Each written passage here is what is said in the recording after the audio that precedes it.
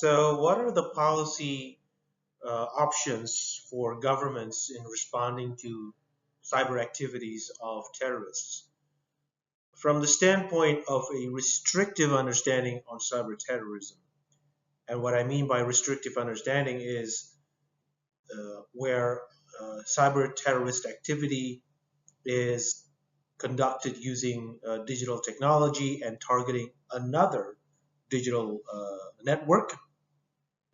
There are several options that are available for governments. First of all, they could build firewall against illegitimate systems penetration.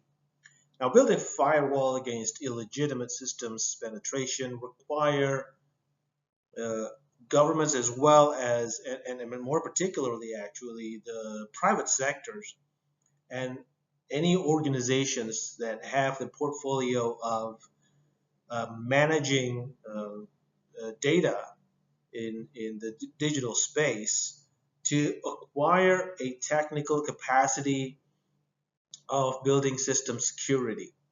And system security would require individuals who use that system to have a habit of security in their day-to-day use of the system. So, for example, this could mean um, individual users must change their passwords every now and then, frequently and uh, periodically. Building firewall could also mean that systems must have a well protected, encrypted uh, data for protection for their data. And then the second option is resilience of digital networks to recover after an attack, including redundant infrastructure, backup systems, and readily available patches, updates, and software. In this second uh, countermeasure, we are looking at the possibility that even after all of the possible perpetrators can be located or mapped out, there is still a possibility that a cyber attack took place. And therefore, what's important is not a capability to prevent attacks, not just capability to prevent attack to be successful, because we might be talking about dozens of attempts at breaching security system. So another point of view for cybersecurity is to have resilience into digital networks, and that means to recover from an attack. So let's say a malware has successfully locked out private data that is stored in the system. Then that system still have backups of data that has been locked out, and they are capable of recovering data and recovering the system so that it can serve the users again. And then there's also training and education for human resources for information. Human resources that are required for cybersecurity is abundant. There is a requirement for data managers and data security managers, cybersecurity managers, pen testers. All these human resources must be produced um, in a sufficient amount and high quality. So training and education is a must. So we are looking at essentially policy options that are targeted at cybersecurity in general, rather than particularly to target cyber terrorism.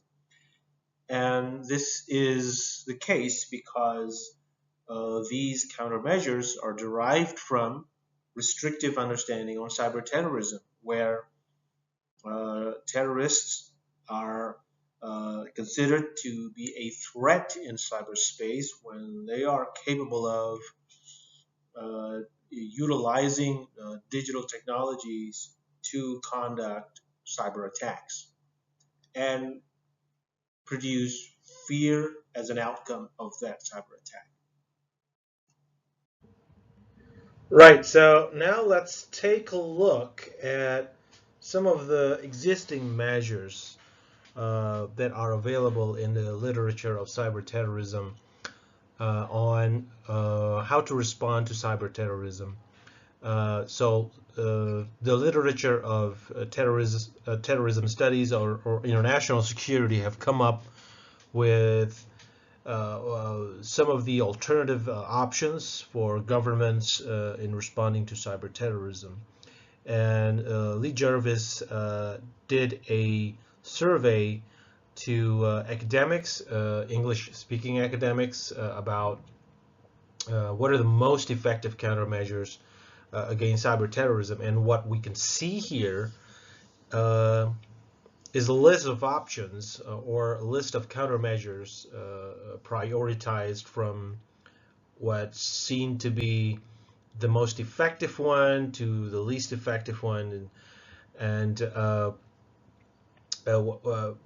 what we can see here is that most of the policy measures or countermeasures that are that have been thought about to tackle cyberterrorism seem to differ very little with countermeasures that are available for cybersecurity problems in general. So when academics in the English-speaking world are asked what are the most effective countermeasures against cyberterrorism, their answer would first focus on building resilience or protection of critical infrastructure to protect the digital network and the data that is stored within it, not only from terrorists, but also from other illegitimate or what we call bad actors. This is what we call target hardening.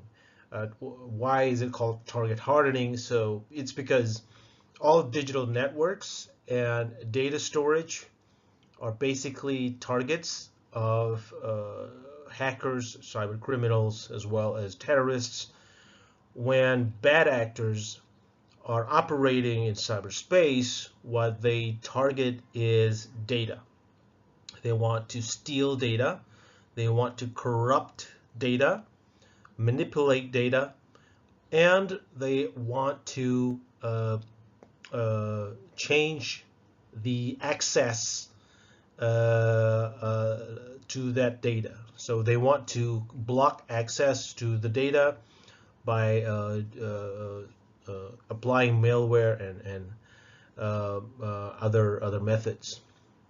So here the differentiation between terrorists and other bad actors like hackers and other cyber criminals is in its intention or motivation. Terrorists have intention or motivation to create sudden political and social disruptions through the introduction of fear.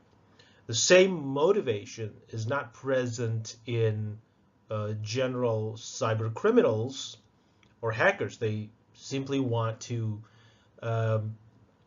make profit out of their actions instead of instilling fear or creating sudden political or social disruptions.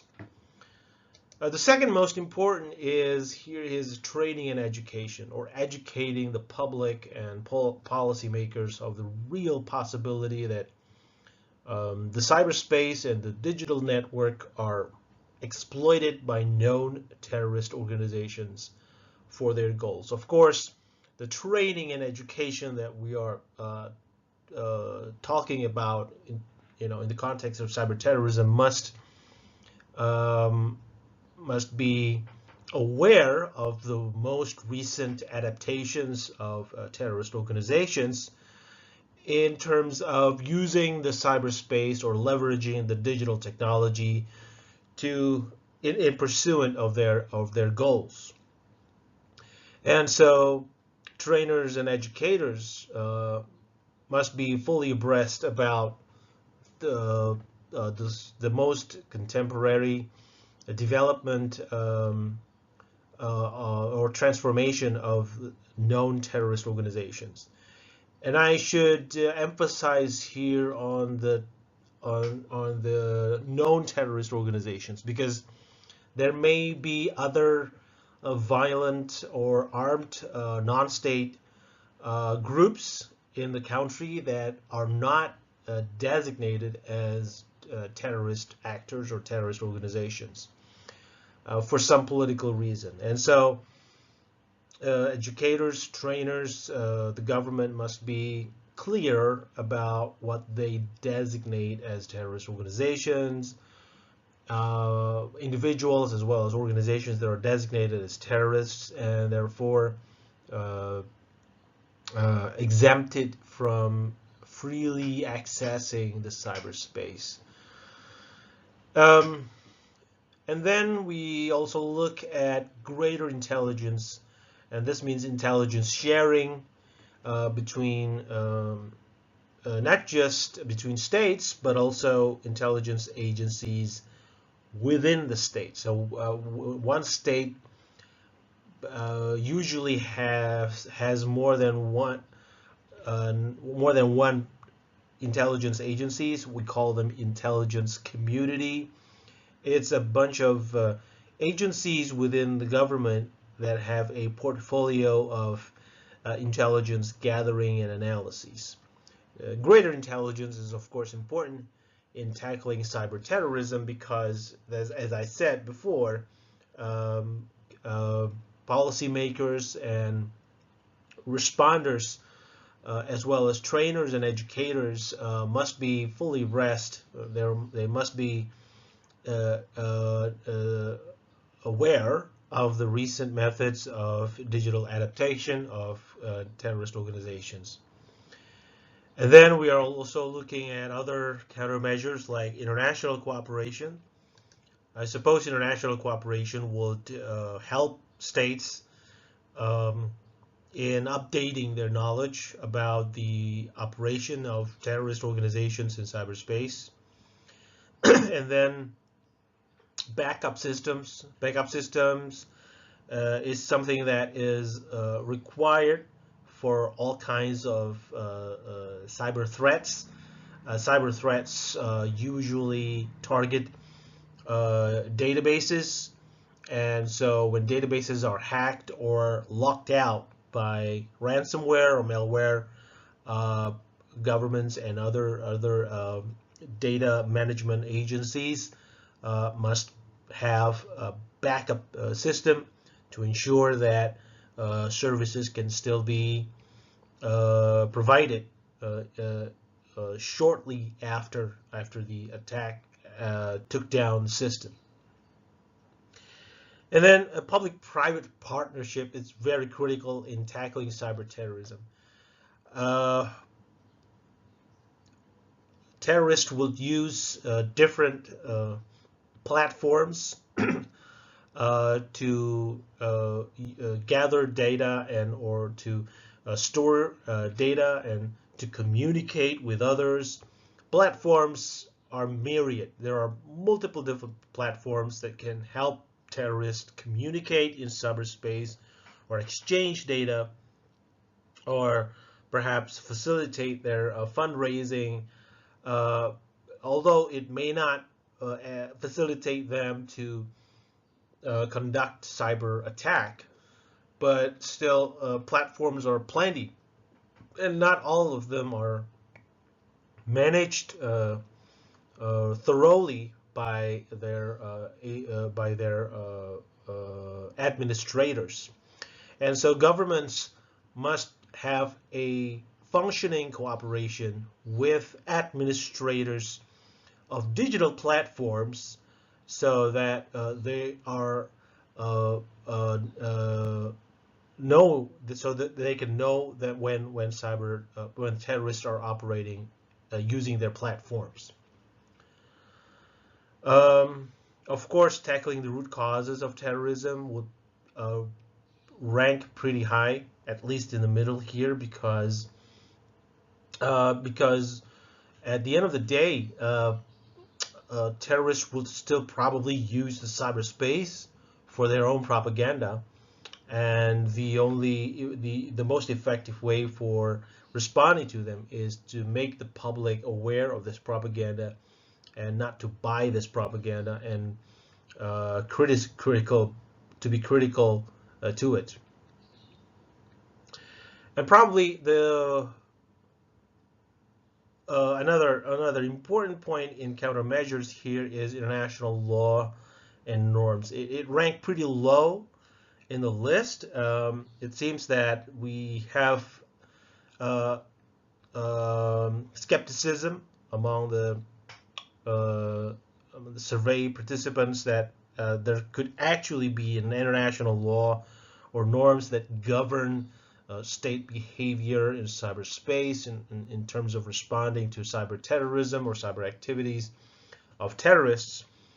Um, Norms are non-binding, laws are legally binding, so it seems that the world can at least start with the common principles in responding to cyber terrorism, which we will discuss in the next section.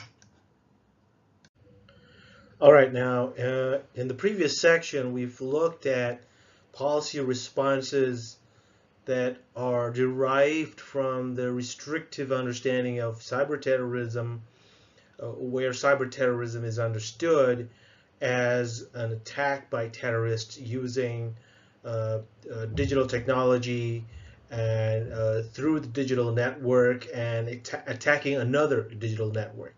Now, we're going to discuss policy responses or policy options against cyber terrorism from the non-restrictive understanding of cyber terrorism. And what I mean by that is the wider or the expanded understanding of how terrorists use the cyberspace. And we understand that terrorists use cyberspace for myriad of different purposes. And so the policy responses for cyber terrorism from this non-restrictive understanding can also vary from one political context to another. But let's have a generalization on this. So first, I would categorize the policy options for non-restrictive understanding of cyber terrorism. The first category is narrative response. So we call this narrative or preventive response. So the narrative strategy is often adopted by democracies in the world facing the challenges of online violent extremism. And it is also categorized as preventive approach because it promotes alternative or counter narratives, and narrative measures rely on the use of narratives or texts.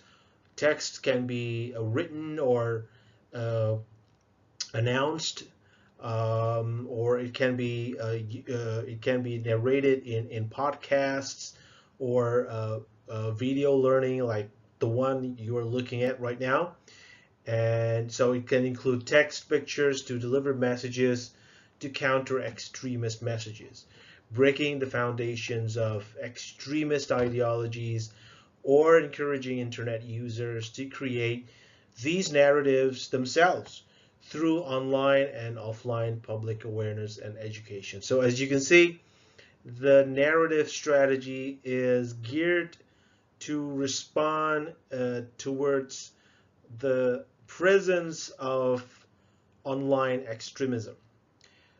You don't see the same policy option in the restrictive understanding of cyber terrorism, because in a restrictive understanding of cyber terrorism is understood as an attack in the digital space by terrorists. Uh, Online extremism is not an attack in the digital space, and the perpetrators are not conducting criminal activities in the eyes of the restrictive understanding of cyber terrorism. But in some countries, contents are criminalized and penalized. The perpetrators who created uh, uh, uh, unwanted or criminalized contents can be penalized. So narrative measures are non-legal or non-penal measures against online extremism, and they are largely conducted usually in democratic countries. Non-democratic countries will not will usually opt for legalization of penalization of content creators who are categorized as online extremists. Narrative measures also include counter narratives campaign, utilizing carefully curated and appealing materials that gain insights from defectors of terrorist groups, those who are already de-radicalized or disengaged from their groups.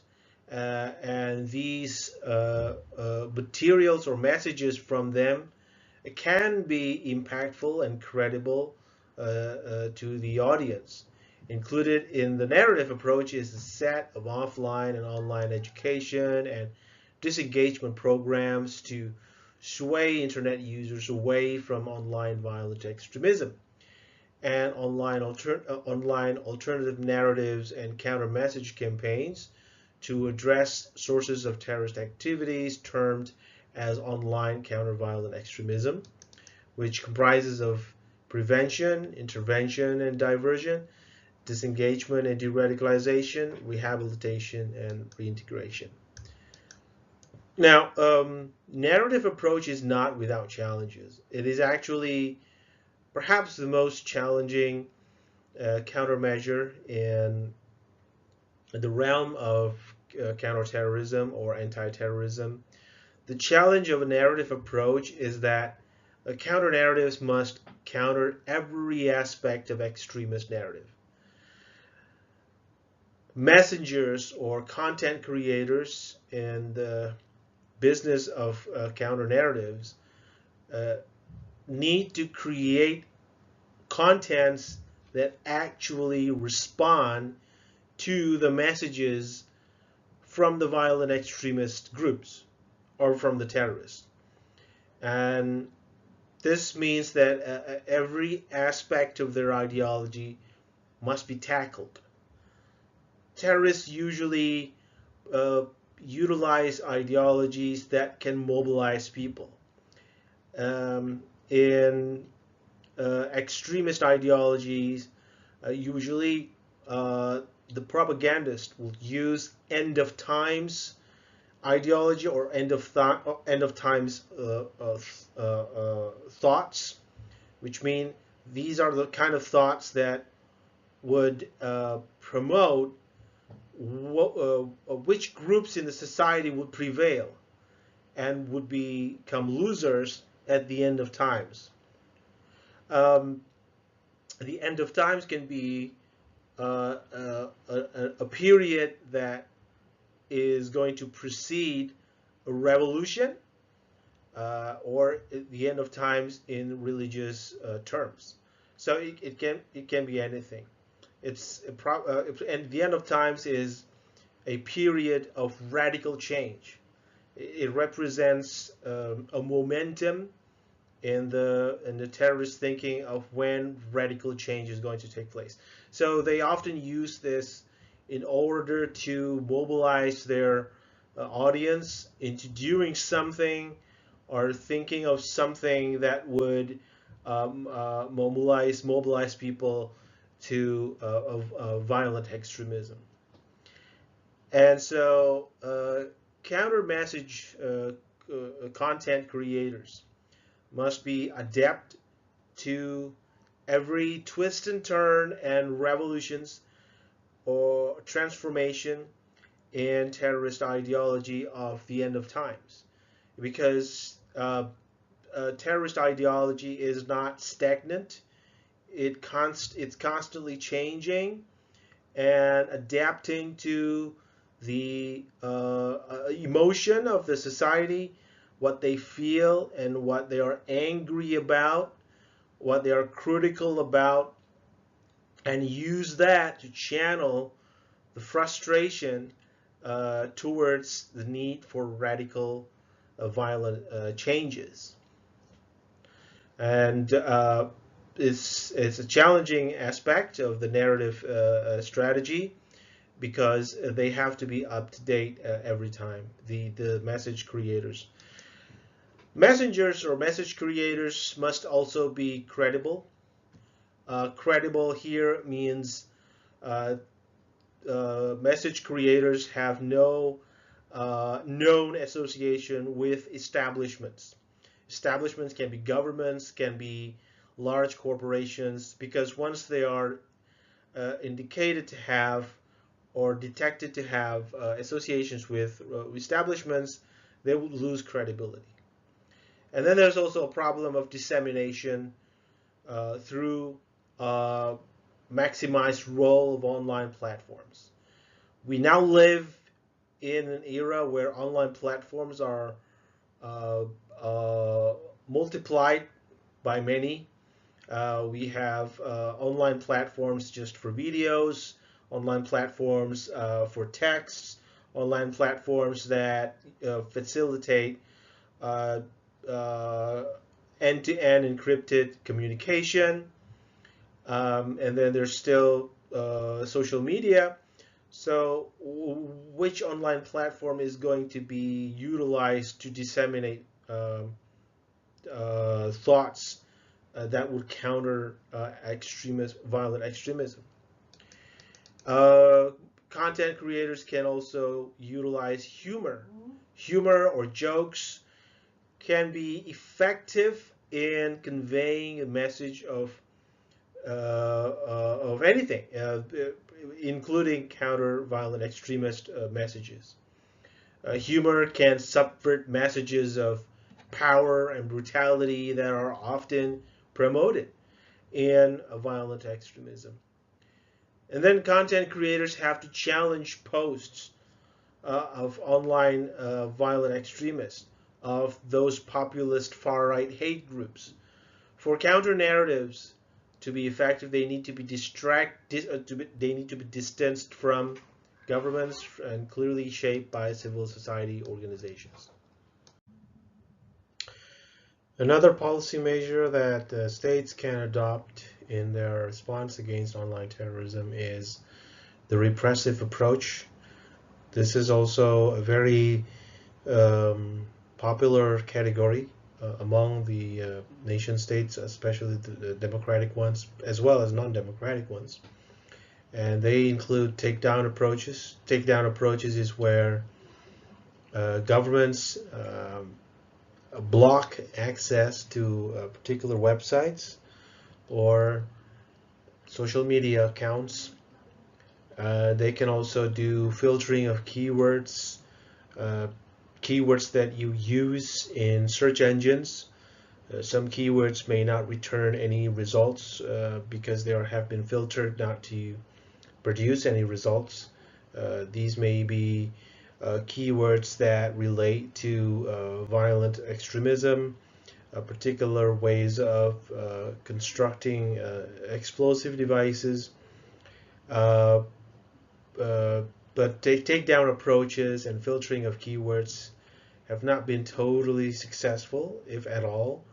If determined internet users can use VPN easily to access websites that are forbidden, and to use keywords that are already filtered. And then there are also filtering of results in uh, in search engines, so hiding words in searches. Uh, so the principle here, weeding a garden, is important, although weeds will grow back. Uh, that means every time the governments uh, block access to websites and filter keywords, hiding words in searches, uh, terrorists will find a way, another alternative platform that is free from government censorship. But uh, weeding a garden is still important. Attempting or the effort to filter keywords and everything is still important because it's just better than nothing at all. Um, However, we should take note that without further uh, cooperation between government and private sector in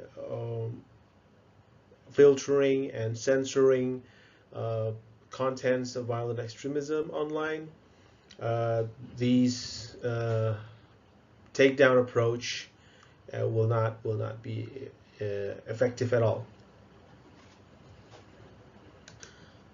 Uh, taking down taking down websites and filtering keywords are also important because this will waste the time of the extremists that they would require uh, the building of new websites and transferring data from one website to another.